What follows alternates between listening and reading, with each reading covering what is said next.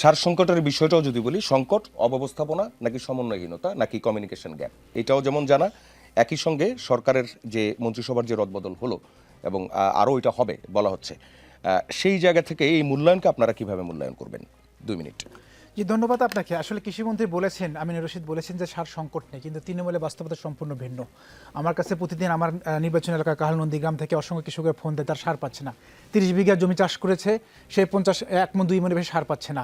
সে TSP পাইতে urea পাচ্ছে না, ইউরিয়া পাইতে টিএসপি পাচ্ছে না, এরকম সংকট রয়েছে। আবার 1200 টাকার সার কিন্তু ঠিকই তারা 1700, 1800 টাকায় পাচ্ছে। এর কারণটা কি? কারণ আমি এক ডিলারকে জিজ্ঞাসা করলাম, আপনার সার এমন করছে কেন? বলছে, ভাই আমি তো 20 লক্ষ টাকা দিয়ে আমি ডিলারশিপ নিয়েছি, আমাকে কিন্তু বাঁচতে হবে। এবং এই টাকাটা একটা অংশ রাজনৈতিক নেতারা নিচ্ছে। প্রশাসনকে এগুলো জানে না? প্রশাসন অবশ্যই জানে। তার প্রশাসন কেন টেক কেয়ার করছে না? কারণ তারা ভয় পায়। কিভাবে ভয় পাবে? আপনি দেখেন যে নাটোরের গত সপ্তাহে কি হলো। ডিলারের ওই অবৈধভাবে বিক্রি করা যে সার, সেটার টাকা রাজনৈতিক নেতারা পাচ্ছে বলছেন, অনেক জায়গায় পাচ্ছে। প্রমাণ আছে কিনা বলবেন? এভাবে তো প্রমাণ তো আমি এখন দিতে পারবো না, আপনি এখন প্রমাণ দিতে পারবেন। কিন্তু বাস্তবতা হলো যে আওয়ামী লীগের এজেন্ট যারা ডিলারশিপ ছিল, তারা কিন্তু এখনো তাদের নামে আছে, কিন্তু কন্ট্রোল করছে লোকাল অনেক ক্ষমতাসীন ব্যক্তি, তাদের হাতে নিয়ন্ত্রণে রয়েছে, কারণ তারা কন্ট্রোল করছে। প্রশাসন সেখানে অনেক জায়গায় জানে এখানে সার আছে, সাহস পাচ্ছে না। কারণ আপনি দেখেন নাটোরের গত সপ্তাহে একটা ঘটনা ঘটেছে যে সেখানে একটা দলের বিএনপির রাজনৈতিক নেতারা ইউনো অফিসে হামলা করেছে, ইউনো মামলা করছে, ইউনো উড্র হয়েছে, ডিসি উড্র হয়েছে, রাজশাহী বিভাগ কমিশনে উড্র হয়েছে একটা ঘটনার কেন্দ্র থেকে। তো প্রশাসন কীভাবে এখানে ফেয়ার এখানে কিছু করার চেষ্টা করবে? তো স্বাভাবিক আমি মনে করি সরকার বলছে আমাদের সংকট নেই, কিন্তু আমার মনে হয় সরকার যথেষ্ট সচেষ্ট হওয়া দরকার।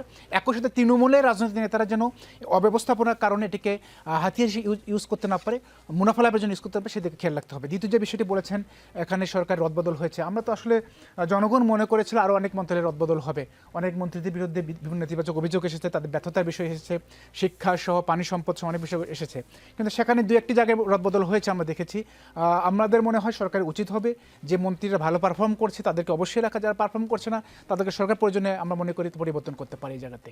বাট অবশ্যই জনগণের যে প্রত্যাশাগুলো, আমরা কি চাই দেখেন, শিক্ষা মন্ত্রণালয় থেকে জনগণ কি চাই, আমরা কিন্তু এটা নিয়ে অনেক আলোচনা হয়েছে, আন্দোলন হয়েছে। তারপর আপনার স্বাস্থ্য নিয়ে সরকারের আমরা 30 সেকেন্ড। অবশ্যই সরকারকে এই বাজারে খেয়াল রাখতে হবে, যারা ব্যর্থ হচ্ছে তাদেরকে অবশ্যই সরে দেওয়া দরকার।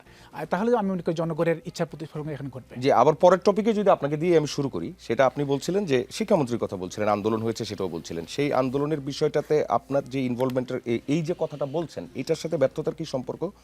একই সঙ্গে আর একটা বিষয়, সেটা হচ্ছে আইন শৃঙ্খলা নিয়ন্ত্রণের স্বরাষ্ট্র মন্ত্রণালয়ের কথা যদি বলি, স্বরাষ্ট্রমন্ত্রী তিনি বলেছেন সন্ত্রাস এবং চাঁদাবাজদের সাথে যদি আইন শৃঙ্খলা রক্ষাকারী বাহিনীর সদস্য যারা জড়িত থাকবে তাদেরও তালিকা হচ্ছে, তিনি এরকম একটা হুঁশিয়ারি উচ্চারণ করেছেন। এই সব কিছু মিলে আপনি কি কোনোভাবেই প্রচেষ্টাটা অথবা চেষ্টাটা এটাই কি দেখছেন না, চোখে পড়ছে না, অথবা ডিরেক্ট ব্যর্থ বলে দেওয়ার কারণ কি? 2 মিনিট। আমরা সরকারের কথায় আস্থা রাখতে চাই, কিন্তু তার প্র্যাকটিক্যাল ইমপ্লিমেন্টেশনটা মাঠেও আমরা দেখতে চাই। সরকার বলতে চাচ্ছে আইন শৃঙ্খলা পরিস্থিতি নিয়ন্ত্রণে আছে, কিংবা যারা সমস্যা করছে তাদেরকে নিয়ন্ত্রণ করবে, তাদেরকে ধরবে, এসব বলছে, কিন্তু প্র্যাকটিক্যালি সেগুলো হচ্ছে। সরকারি রাজনৈতিক দলের নেতাদের নিজেদের সংঘর্ষে এখন পর্যন্ত শতাধিকের ওপর তার নিহত হয়েছে। আমরা কয়টা বিচার করতে পেরেছি? প্রতিদিন খুন ধর্ষণের ঘটনা বেড়ে যাচ্ছে, আমরা কয়টা নিয়ন্ত্রণ করতে পারছি? আপনি গতকাল রংপুরে ঘটনার কথা চিন্তা করেন, 4 জনকে, একই পরিবারের 4 জনকে সিলি ঘটনায় হত্যা করা হয়েছে। আমরা কি সরকারকে খুব বেশি স্টিক হতে পারছি? প্রশাসন যদি শতভাগ এখানে চেষ্টা করতো, আমি দৃঢ়ভাবে বিশ্বাস করি। আমাদের ঢাকা শহরের কথা চিন্তা করেন, গত পরশুদিন মোহাম্মদপুরে দেখলাম কৃষক দল এবং যুব দলের সংঘর্ষে, কিনের সংঘর্ষ, মাদকের স্পট নিয়ন্ত্রণের সংঘর্ষ, সেখানে একজন নিহত, কৃষক দলের নেতা নিহত হয়েছে। এই মোহাম্মদপুরে গত 3 দিন আগের ঘটনা। তো কারণটা কি? একটা মাদকের স্পট নিয়ন্ত্রণ করতে হলে করার মাধ্যমে প্রতিদিন সেখান থেকে 20 থেকে 30 লক্ষ টাকা চাঁদা পাচ্ছে, সেখানে প্রতিদিন ক্যাশ পাচ্ছে, ইনকাম করতে পারছে।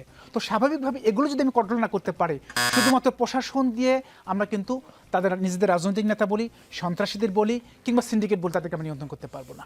দ্বিতীয় যে বিষয়টি আপনি বলেছিলেন যে মন্ত্রীদের ব্যর্থতার বিষয়টা, আমরা আসলে কিছু মন্ত্রণালয়ের সফলতার কথা যেমন আছে, আবার কিছু মন্ত্রণালয়ের ব্যর্থতা নিয়ে কিন্তু অনেক আলোচনা আছে। আবার শিক্ষা মন্ত্রণালয়ে কেন বারবার কথা আসছে, স্বাস্থ্য মন্ত্রণালয়ে কেন বারবার কথা আসছে? কারণ জনগণ তাদের পারফর্মে সাকসেস হতে মানে খুশি হতে পারছে না, স্বাভাবিকভাবে তাদের ব্যর্থতার বিষয়গুলো আসছে। আপনারা দেখেছেন শিক্ষামন্ত্রীর বিরুদ্ধে আমাদের ছাত্ররা কীভাবে আন্দোলন করছে। স্বাস্থ্য মন্ত্রণালয়ে বারবার আমরা আপনারা দেখেছেন এই যে বাচ্চারা কয়েক শত বাচ্চা মারা গেল, কাজ করলে সমালোচনাও তো আসতে পারে, দে আর ট্রাইং, এটা কি আপনি অস্বীকার করবেন? কাজ করলে সমস্যা তো মানে সমালোচনা হবেই, বাট আপনি যখন প্রপার ওয়েতে কাজ করবেন তখন সমালোচনার চাইতে মানুষ আপনাকে ধন্যবাদ বেশি দেবে।